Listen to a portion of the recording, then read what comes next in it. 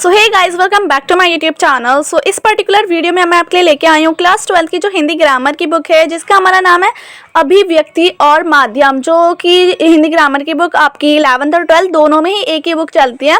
तो मैंने उसका क्लास 12th का कोर्स स्टार्ट कर दिया और क्लास 12th के लिए जो उसका फर्स्ट चैप्टर था, जिसका हमारा टाइटल था विभिन्न माध्यमों के लिए लेखन, उसके मैं एमसीक्यूज अपलोड कर चुकी हूँ। अगर आपने नहीं देखे तो आप देख सकते हैं। टर्म 1 की एग्ज़ाम के लिए आपके लिए काफ़ी ज़्यादा हेल्पफुल हो जाएगी वो वीडियो। एंड ये वाले वीडियो में हम कर रहे हैं उसका चैप्टर 6 कैसे बनती है कविता, जिसके ये मोस्ट इंपॉर्टेंट एमसीक्यूज हैं। एंड बहुत ज़्यादा चैप्टर के अंदर मैंने पढ़ा और जो भी मुझे इंपॉर्टेंट लगे वो मैंने सभी आपके लिए लिखे हैं खुद टाइप करके।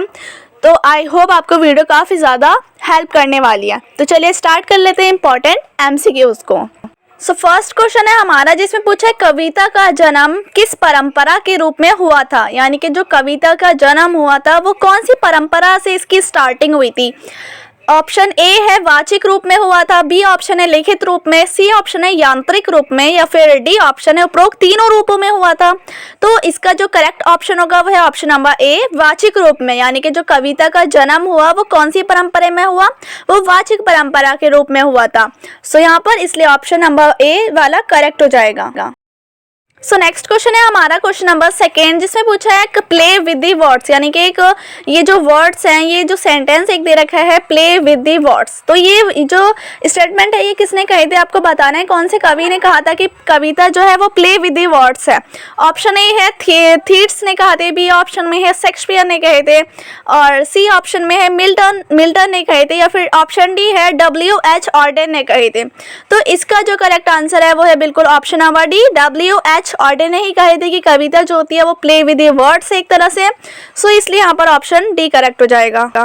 नेक्स्ट है हमारा क्वेश्चन नंबर 3, जिसमें पूछा है इनमें से कौन सा कविता का घटक नहीं है। अब आपको क्वेश्चन में ध्यान से देखना है कि नहीं पूछा है, जो नहीं है कविता का घटक, यानी कि कविता में वो यूज नहीं होता है। ऑप्शन ए है भाषा, बी ऑप्शन में है शब्द, सी ऑप्शन में है छंद, और डी ऑप्शन में वाग्य यंत्र। तो इसका करेक्ट ऑप्शन होगा ऑप्शन नंबर डी, वाग्य यंत्र, क्योंकि शब्दों का भी यूज होता है, छंदों का भी यूज होता है कविता में, और भाषा को तो होता ही होता है। तो इसलिए ये ए बी सी जो है वो कविता के घटक हैं, जो नहीं है वो है ऑप्शन डी। सो यहाँ पर इसलिए हमारा डी वाला ऑप्शन करेक्ट हो जाएगा। नेक्स्ट हमारा क्वेश्चन नंबर 4, जिसमें पूछा शब्द कविता का कौन सा उपकरण है। अब ये वाला क्वेश्चन काफी बार एग्जाम में आया भी है और इम्पोर्टेंट क्वेश्चन है, तो आपको पता होना चाहिए जो शब्द है वो कविता का कौन सा उपकरण है।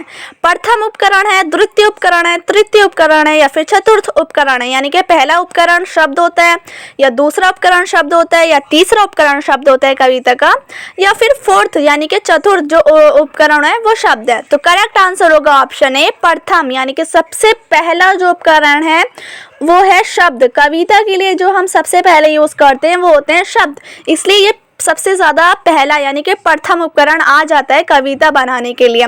सो इसलिए यहाँ पर हमारा ऑप्शन नंबर फर्स्ट वाला करेक्ट हो जाएगा।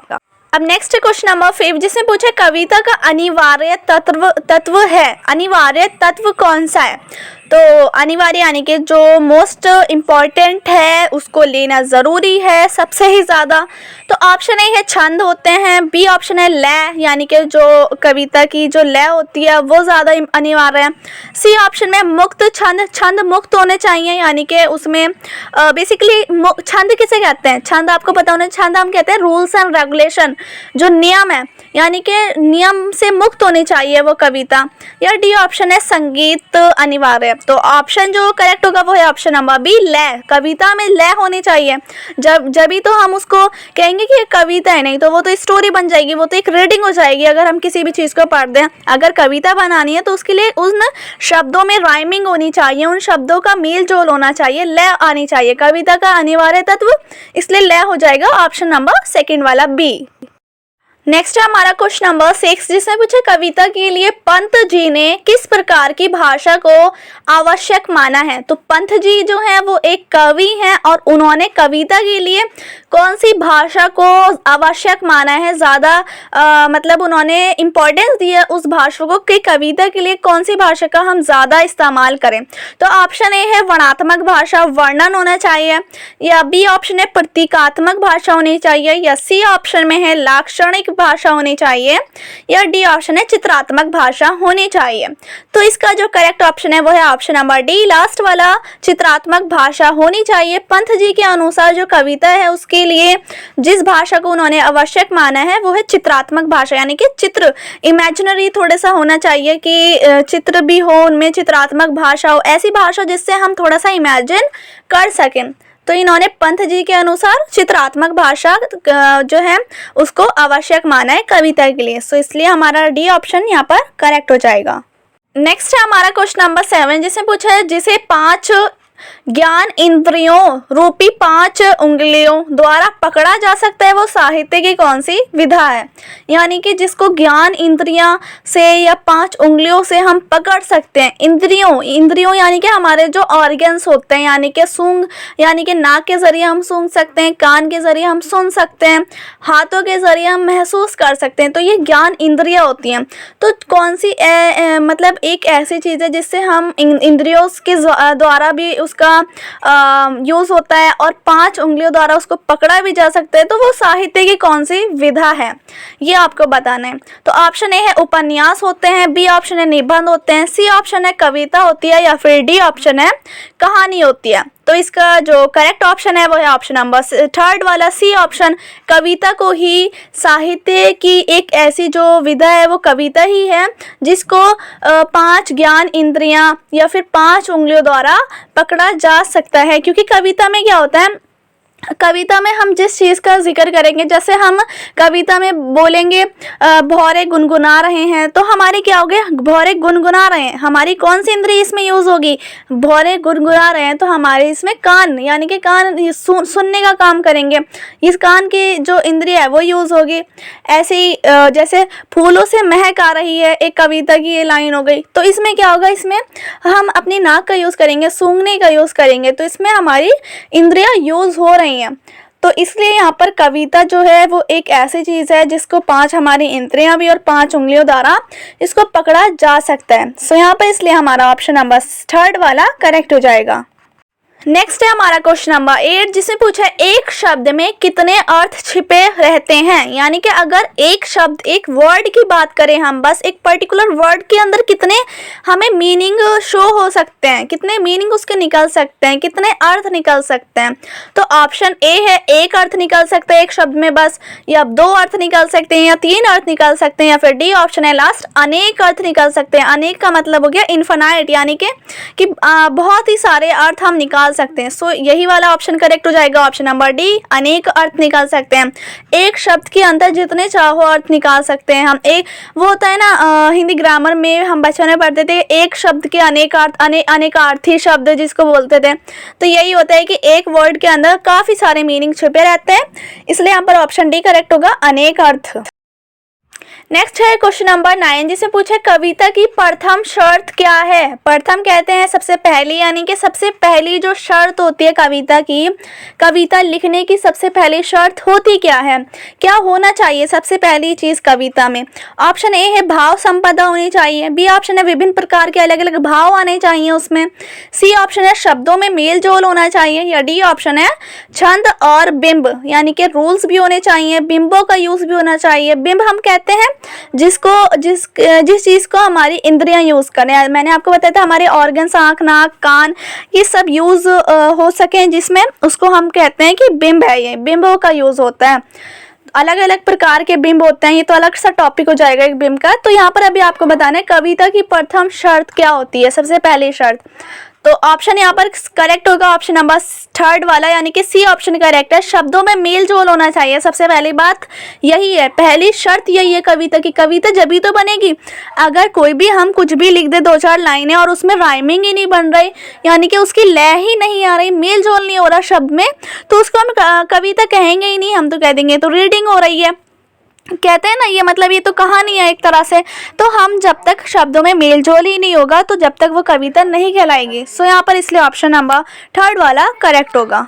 नेक्स्ट है हमारा क्वेश्चन नंबर 10, जिसे पूछा कविता कोने में घात लगाए बैठी है, यानी कि ये पंक्तियां हैं, कुछ पंक्तियां दे रखी हैं, कविता की कुछ लाइनें हैं, तो आपको देख के बताना है कि ये जो लाइन्स है कविता की ये किस कवि ने कही थी। और ये जो लाइन्स उठाई है मैंने ये आपकी बुक से ही ली है, अभिव्यक्ति और माध्यम की जो बुक है उसमें ही आपके चैप्टर में ये दे रखी है, तो ये भी आपके एग्जाम में आ सकती है, MCQ बना के पूछ लेंगे। सो यहाँ पर आपको पता होना चाहिए। तो यहाँ पर है 10th क्वेश्चन में कविता कोने में घात लगाई बैठी है, ये हमारे जीवन में किसी भी क्षण बसंत की तरह आ सकती है। तो ये कविता की कुछ लाइंस थी। ये किसने कही है ये आपको बताना है। रघुवीर सहाय ने कही है, बी ऑप्शन में कबीर ने कही है, सी ऑप्शन है जॉर्ज लुइस बोर्खेस ने कही है, या फिर डी ऑप्शन है रामदास ने कही है। सो यहाँ पर सी वाला ऑप्शन, थर्ड वाला ऑप्शन करेक्ट हो जाएगा, जॉर्ज लुइस बोर्खेस ने ये कही है। और ये आपको मिलेंगे ये लाइंस आपका जब चैप्टर स्टार्ट हो रहा है, तो चैप्टर के स्टार्टिंग में बिल्कुल फ्रंट पेज पे ही ये लाइंस दे रखी हैं, तो इसलिए मैंने वहाँ से ले ली, और ये आपके MCQs में भी शायद पूछ लें, इसलिए मैंने यहाँ से आपके लिए ले ली थी। तो ये आपको पता होना चाहिए, जॉर्ज लुइस बोर्खेस ने कही थी कविता कोने में घात लगाए बैठी है, ये हमारे जीवन में किसी भी क्षण बसंत की तरह आ सकती है, यानी कि कविता जो है वो कोने में बैठी हुई है और वो कभी भी बन सकती है। हम अगर अपने मुंह से कुछ भी ऐसा बोलते रहें, राइमिंग निकालते रहें, तो ये कभी भी आ सकती है, वसंत की तरह कभी भी ये आ सकती है। सो ये लाइन कही थी जॉर्ज लुइस बोर्खेस ने। ऑप्शन नंबर थर्ड वाला यहाँ पर करेक्ट हो जाएगा।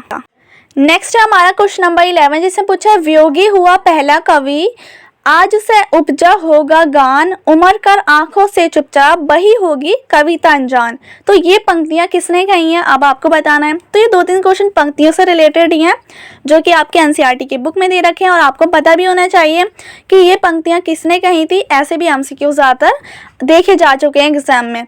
तो वियोगी होगा पहला कवि, आज से उपजा होगा गान, उमर कर आंखों से चुपचाप बही होगी कविता अनजान।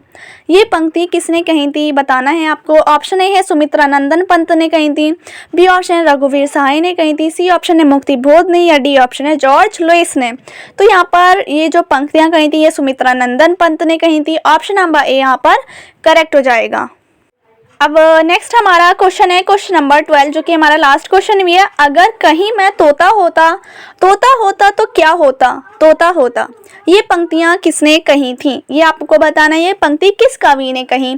ऑप्शन ए है रामदास ने कही, बी ऑप्शन है रघुवीर सहाय ने कही, सी ऑप्शन है कबीर ने कही, या डी ऑप्शन है सूरदास ने कही। तो ये जो पंक्तियां हैं, अगर कहीं मैं तोता होता तो क्या होता, तोता होता, ये कही थी रघुवीर सहाय ने। यहाँ पर ऑप्शन नंबर सेकंड वाला बी ऑप्शन करेक्ट हो जाएगा, रघुवीर सहाय, क्योंकि ये जो पंक्तियां हैं तोते वाली ये रघुवीर सहाय ने कही थी। सो ये होती है पंक्तियाँ जिससे हम एक राइम निकल रही हो उसको हम कहते हैं। इसलिए तो आया था एक क्वेश्चन की लय होनी चाहिए कविता में, तो जिसका पंक्तियों में लय आ रही है इसका मतलब वो कविता है। तो यहाँ पर ये वाली वीडियो तो हमारी कंप्लीट हो चुकी है। And thanks for watching guys. आपने लास्ट तक वीडियो में बने रहे, आपकी हेल्प भी हुई होगी, आपको आई होप अच्छी भी लगी होगी video. So if you like the video then please share it and don't forget to subscribe my channel and also press the bell icon, जिससे कि आपको आने वाली न्यू अपडेट्स नोटिफिकेशंस के ज़रिए मिलती रहे।